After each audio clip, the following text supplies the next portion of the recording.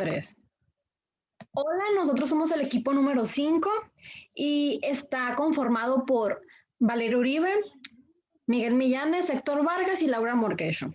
Nosotros les venimos a hablar sobre la morfología histórica, el ciclo de erosión, la antecedencia y rejuvenecimiento. Posteriormente les vamos a dar una breve introducción de esto.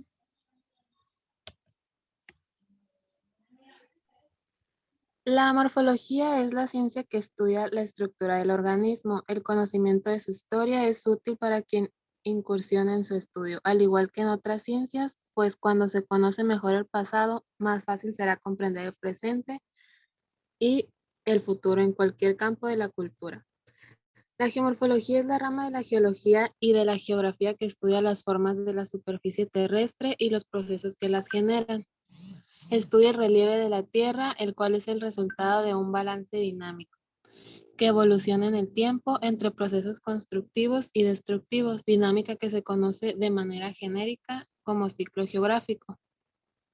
Esta fue evolucionando como toda ciencia hacia una disciplina exploratoria de las causas e interrelaciones entre procesos y formas. Desde la última mitad del siglo XX, gran sector de los geógrafos de la especialidad se han enfocado particularmente en encontrar relaciones entre procesos y formas.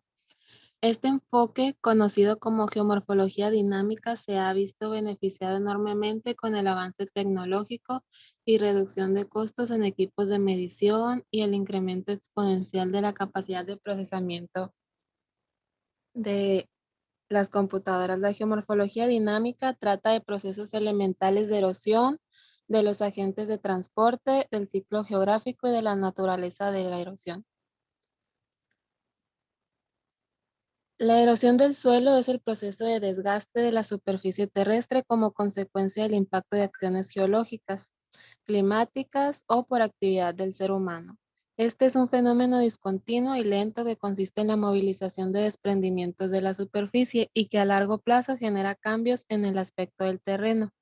Este consiste en la remoción física o química de los suelos. A diferencia de la meteorización, que es estática e implica un transporte.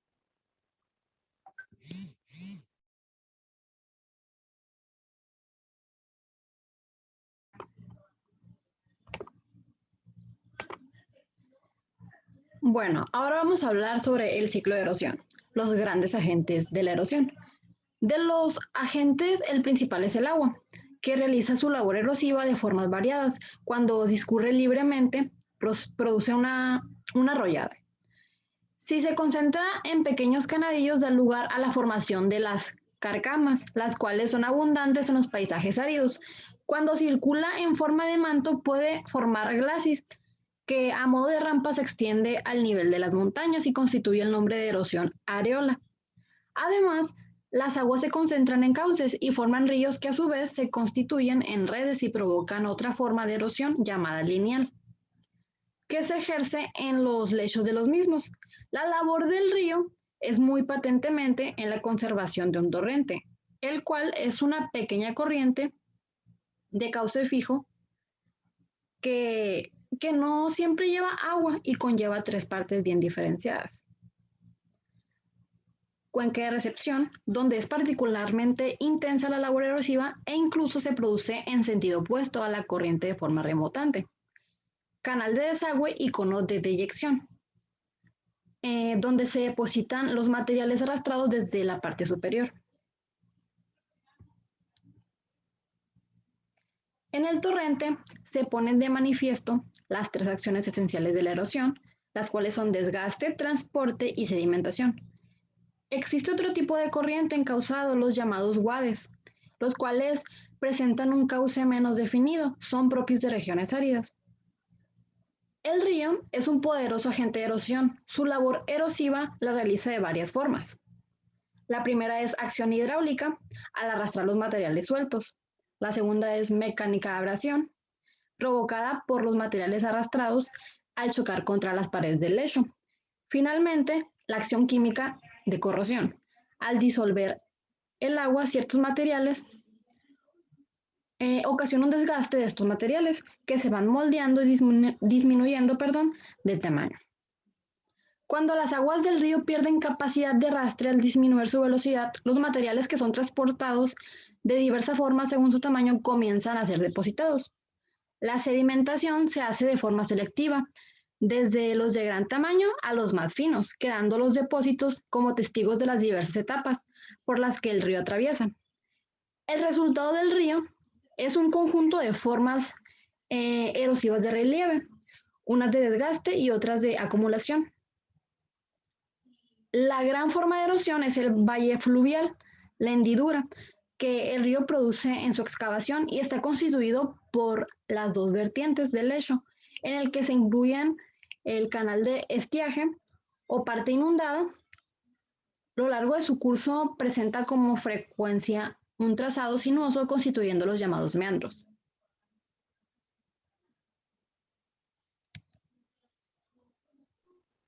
Las formas de acumulación son muy numerosas. En estas destacan los conos aluviales formados en lugares donde se suaviza la pendiente. En el curso medio son muy importantes las llanuras aluviales o de inundación, en donde con frecuencia se configuran terrazas reflejo de etapas de diversa actividad relacionadas con los climas del pasado en que el río se ha ido encajando.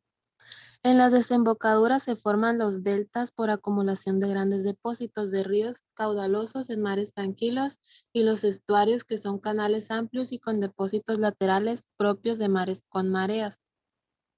El agua de los mares y océanos, por medio de las olas movidas por el viento y de las mareas, realiza también una importante labor erosiva que se puede observar en las costas. Esta acción puede ser física o mecánica, como química o incluso biológica. Como resultado de esta acción aparecen formas de relieve muy variadas. Las plataformas de abrasión y los acantilados entre las de desgaste y las playas formadas por materiales detritos entre los de acumulación con gran variedad de formas. Los depósitos costeros compuestos por materiales muy finos como los limos y que por efecto de las mareas pueden formar zonas pantanosas o marismas.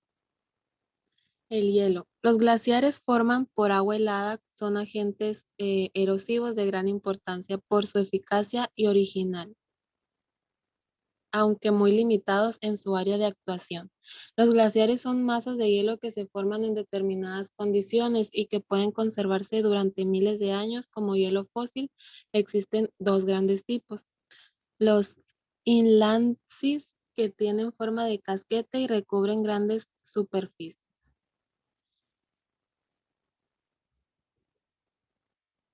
La erosión y sus agentes. La superficie terrestre que se presenta ante nuestros ojos como paisaje inmutable está, sin embargo, en permanente evolución. Una mirada observadora permite detectar pequeños cambios que se producen de forma constante. Otros más impresionantes ocurren de manera episódica y a menudo cobran tintes de tragedia. El relieve es el resultado de la acción de fuerzas de diferente origen que actúan de forma conjunta y constante en un proceso de construcción y destrucción del relieve. Otras formas externas, consecuencia de la energía solar, modifican aquellos materiales en superficie, provocando desgaste en las zonas y acumulación en otras, en conjunto de una serie de procesos llamados modelado. Las fuerzas externas actúan por medio de diversos agentes. Unos proceden de la atmósfera, otros de la hidrosfera y otros de la biosfera. Todos ellos actúan siempre de forma relacionada y según la característica de las rocas. La actuación de los agentes erosivos comienza por los procesos denominados meteorización, que comienza por la alteración inicial de las rocas.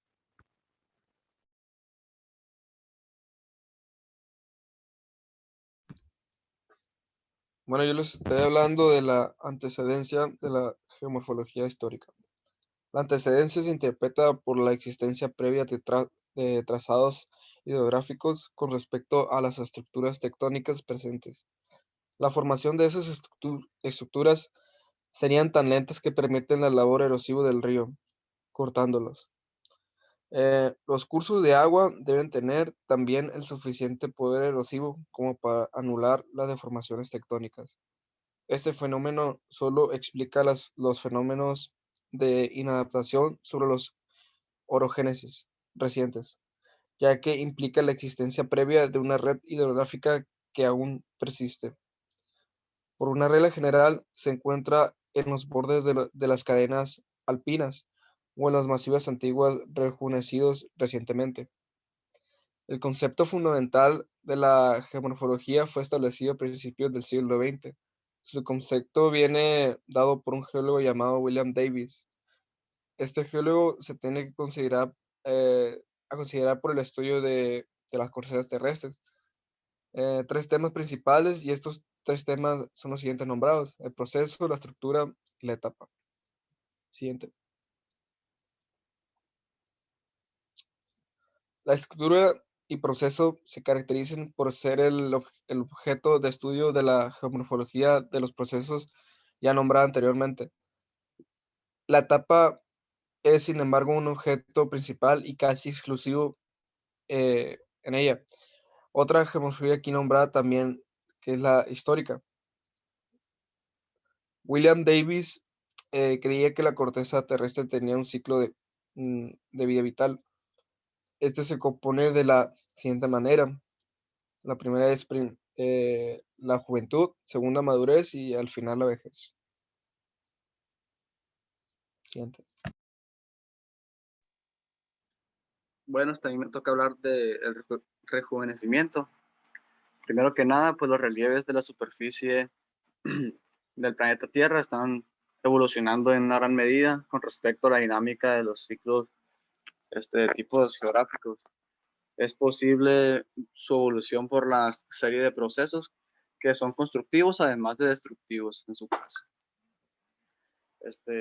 En esta ciencia está basada en muchos análisis que se denominan como cronológicos, y estos particularmente se aplican a los estudios de los estratos, los cuales cabe destacar que se han ido formando por millones de años.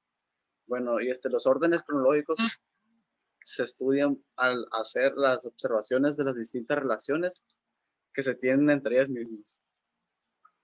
Cuando se quiere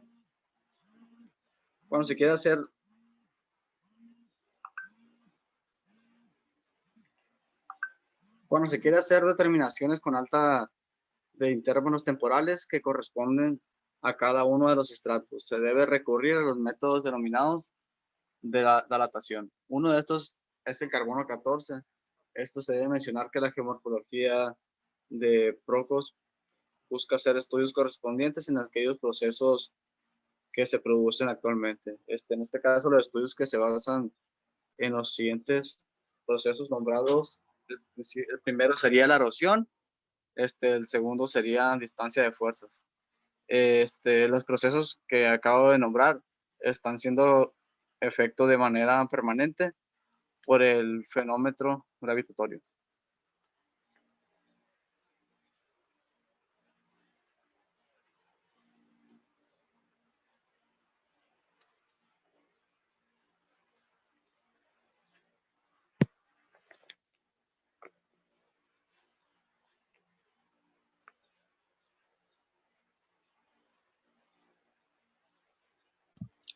En conclusión, diríamos que el éxito de la capacidad predictiva de algunos modelos y potenciales aplicaciones en los campos de planificación urbana, que sería la ingeniería civil, estratégicas militares, desarrollo costero, entre varios más. Da inicio a las últimas décadas a la geomorfología aplicada, muy destacada la geografía francesa,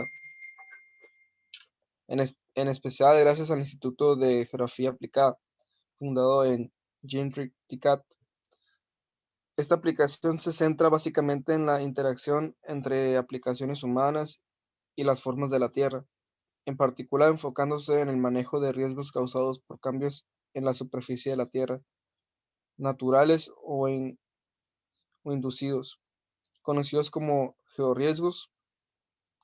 Eh, Estudios de este tipo incluyen movimientos en masa, erosión de playas, mitigación de inundaciones, tsunamis, entre otros.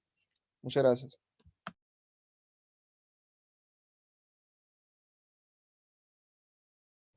Y es todo por nuestra parte.